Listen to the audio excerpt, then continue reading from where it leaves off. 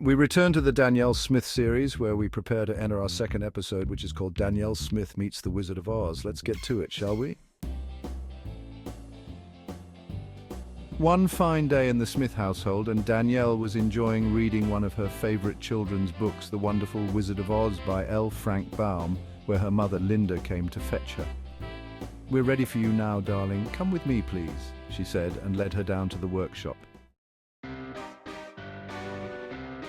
As they entered, young Danielle was awestruck to find her eccentric father, John, inventor extraordinaire, standing next to a machine that looked like a giant storybook mixed with a television set, a game controller, a movie camera, and a comic book.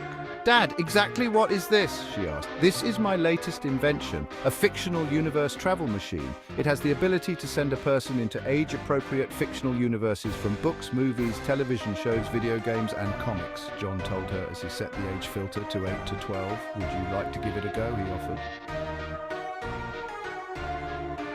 Danielle was very excited and stepped forward to give the machine a go.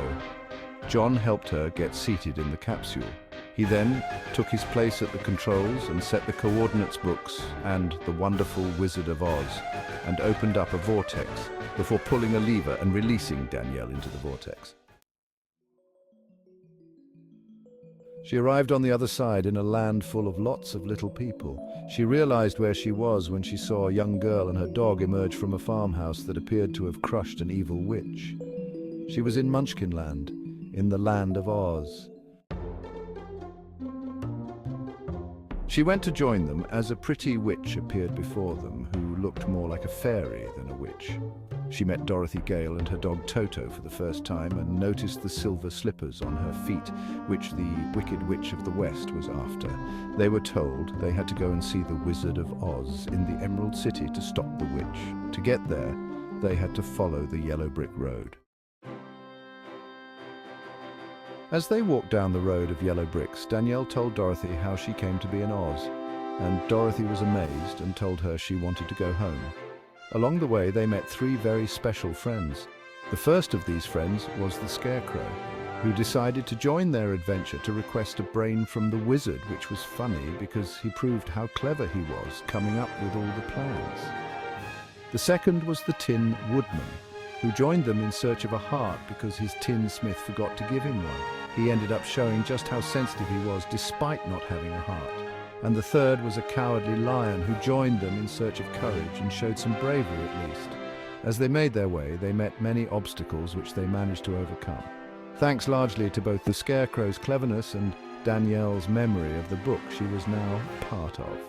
They arrived in the Emerald City and got an audience with the wizard, who turned out to be just an ordinary man who promised them their requests if they could go and kill the Wicked Witch of the West. They now had to commit murder in order to get their requests.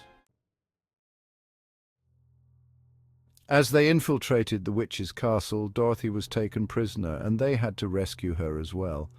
Danielle bravely faced the witch and ended her by splashing her with water, causing her to melt. They returned to the wizard with the dead witch's magic staff, so the wizard awarded the Scarecrow with a diploma, the Tin Woodman with a heart, and the lion with a Medal of Honor signifying his bravery.